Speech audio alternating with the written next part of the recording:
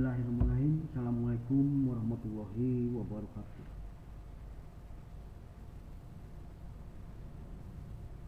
Oke. Saya Anies Hendro Putra akan kembali menyampaikan materi pelajaran otomatisasi tata kelola humas dan keprotokolan kelas 12. Hari ini saya akan menyampaikan merupakan pertemuan yang kedua.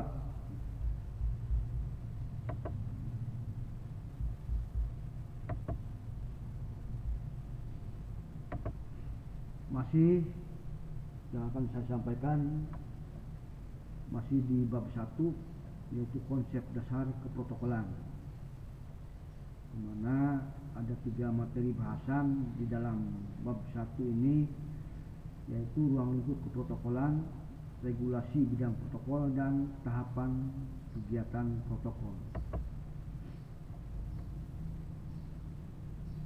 Untuk materi ruang lingkup keprotokolan sendiri itu ada 6 materi. Yang pertama, pengertian umum keprotokolan. Yang kedua, asas keprotokolan. Yang ketiga, unsur-unsur protokol.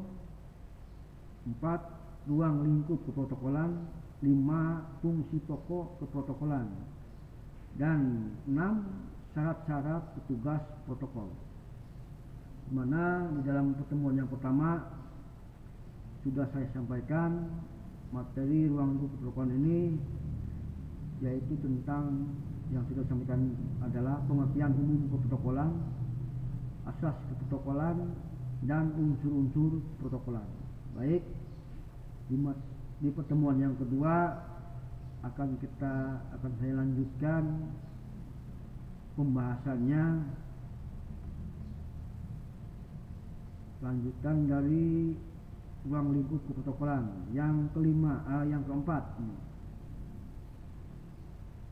yaitu tentang ruang lingkup keprotokolan, di mana di dalam materi ruang lingkup kegiatan keprotokolan ada 7 pokok bahasan. Yang pertama, tata cara penerimaan tamu. Yang kedua, kunjungan tamu dalam dan luar negeri.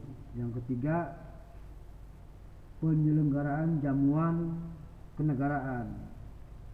Yang keempat, penyelenggaraan jamuan resmi. Yang kelima, penyelenggaraan upacara bendera dan upacara bukan upacara bendera.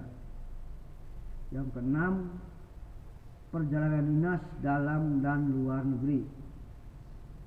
Ketujuh, penyelenggaraan rapat dinas di dalam dan luar kantor. Itu ada 7 pokok bahasan yang ada di materi ruang lingkup kegiatan keprotokolan. Mari kita bahas satu persatu. Yang pertama, tata cara penerimaan tamu.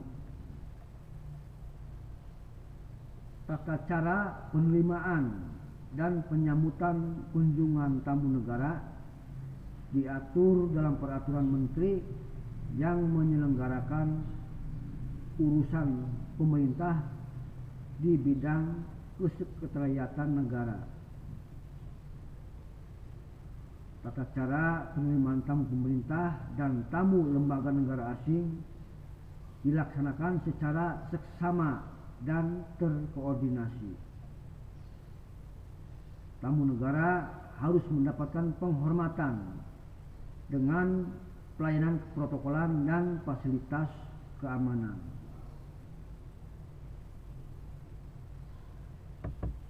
Yang kedua, kunjungan tamu dalam dan luar negeri.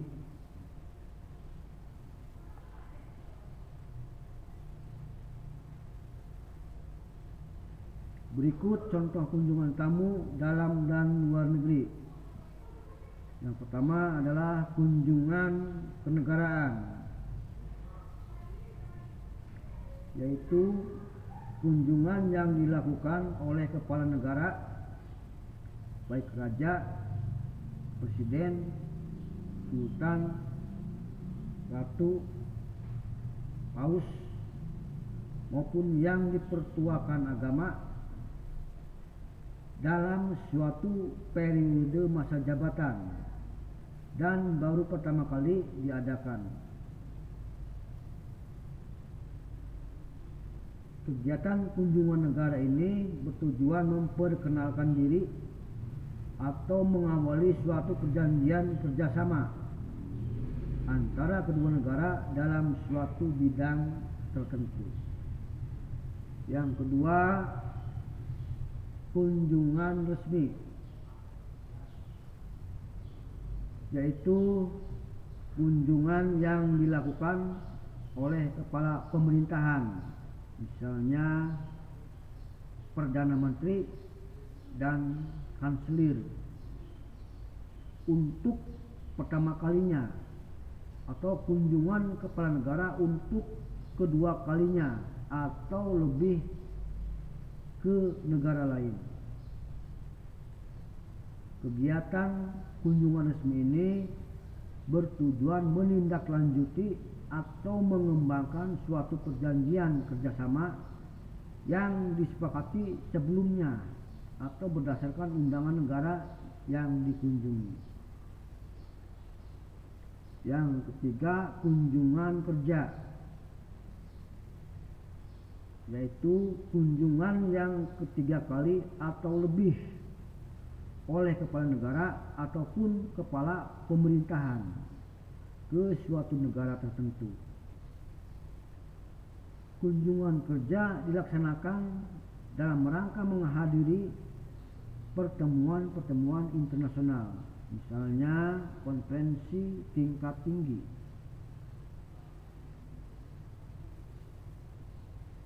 Lanjutkan ke materi yang ketiga, yaitu penyelenggaraan jamuan kenegaraan. Jamuan kenegaraan adalah jamuan yang diperuntukkan bagi kepala negara dalam suatu kunjungan kenegaraan. Yang keempat, penyelenggaraan jamuan resmi. Jamuan resmi diperuntukkan bagi kepala pemerintahan dan pimpinan organisasi internasional dalam suatu kunjungan resmi. Yang kelima, penyelenggaraan upacara bendera dan upacara bukan upacara bendera.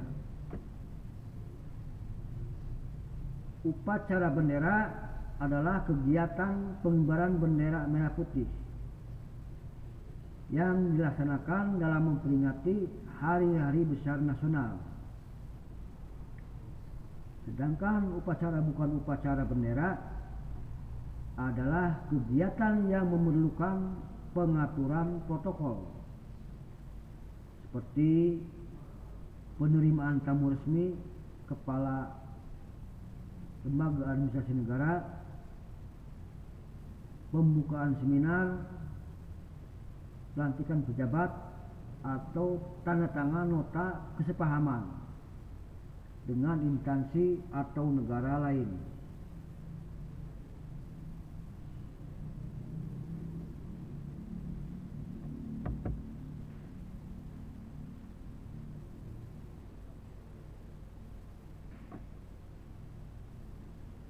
Kita lanjutkan ke materi yang kelima, yaitu tentang fungsi pokok keprotokolan, di mana ada 6 fungsi pokok dalam keprotokolan ini. Yang pertama adalah fungsi perencanaan, 2 fungsi pengorganisasian, 3 fungsi penggerakan, 4 fungsi pengawasan, 5 fungsi pengkoordinasian, Dan 6. Fungsi pengambilan keputusan. Mari kita bahas satu persatu dari 6 fungsi pokok keprotokolan ini.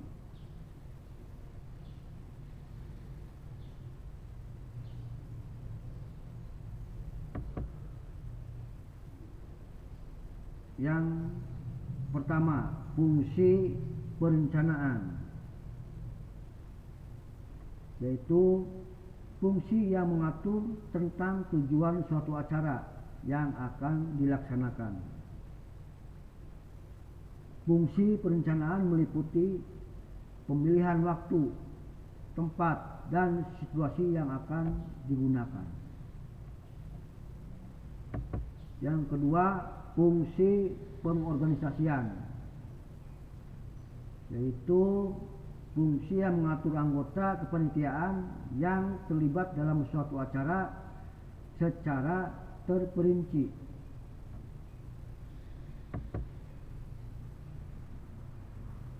Tiga, fungsi penggerakan, yaitu fungsi yang memiliki tugas sebagai pengawas dan pendorong anggota-anggota yang terlibat dalam suatu acara. 4. Fungsi pengawasan, yaitu fungsi yang digunakan sebagai suatu alat untuk memberikan pengamanan dan rasa jerak bagi karyawan yang tidak memenuhi peraturan. Yang kelima, fungsi pengkoordinasian, yaitu fungsi yang mengatur sikap kekompakan kerjasama pada setiap anggota dalam suatu sistem keprotokolan. Dan fungsi yang keenam, yaitu fungsi pengambilan keputusan, yaitu fungsi yang memutuskan segala sesuatu yang berkaitan dengan hasil perencanaan suatu kelompok keprotokolan yang digunakan pada suatu acara. Nah, itu ada 6 fungsi dalam keprotokolan. Kita lanjutkan ke materi yang keenam, yaitu tentang syarat-syarat petugas keprotokolan.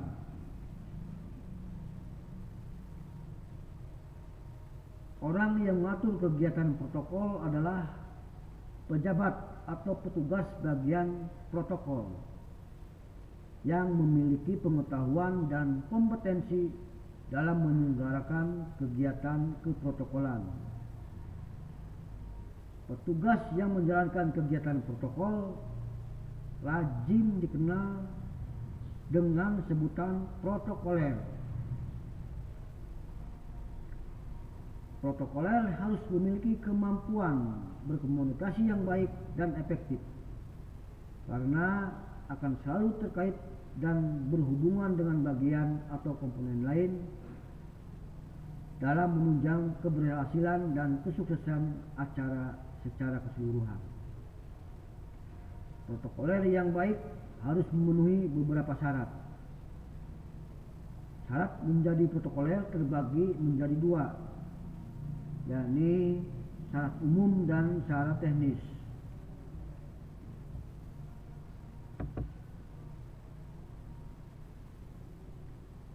Syarat umum untuk menjadi seorang protokoler, yaitu pertama,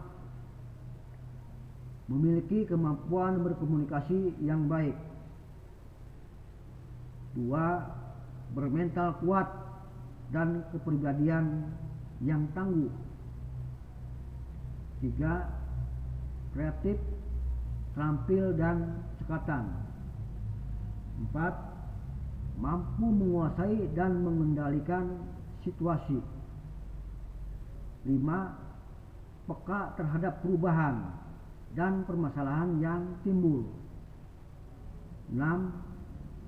Mampu mengambil keputusan dengan cepat dan cermat. 7. Sopan dan memahami etika bersosialisasi. 8. Menghargai orang lain. 9. Percaya diri. 10. Berpenampilan menarik. 11. Pandai memilih busana sesuai dengan acara. 12. Mampu berbicara dengan tekanan atau volume suara yang baik. Dan 13. Berwawasan luas. Nah, itu syarat-syarat umum untuk menjadi seorang protokoler.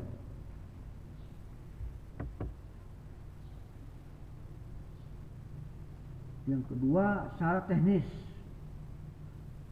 untuk menjadi seorang protokoler. Di antaranya yang pertama, harus menekuni bidang tugas masing-masing dan dituntut untuk turut memperhatikan kepentingan bidang lainnya. 2. Dapat mewujudkan aparat pengelola yang efektif dalam iklim yang kompak, tertib, dan berwibawa dalam kondisi yang berasaskan kekeluargaan, guna menjamin keberhasilan pelaksanaan tugas. 3. Dapat menguasai segala permasalahan, tetapi tidak hanya melaksanakannya sendiri. 4. Memahami arti pentingnya dekorasi, kebersihan, dan keamanan tempat berlangsungnya kegiatan. 5. Memahami prinsip-prinsip manajemen yang baik. Dan 6. Mampu berpakaian yang baik sesuai dengan kaidah ketimuran. Itu ada 6 syarat teknis untuk menjadi seorang protokoler.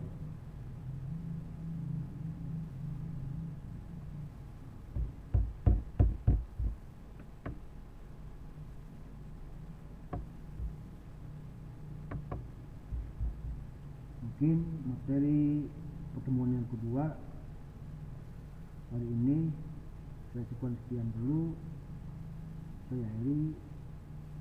Assalamualaikum warahmatullahi wabarakatuh.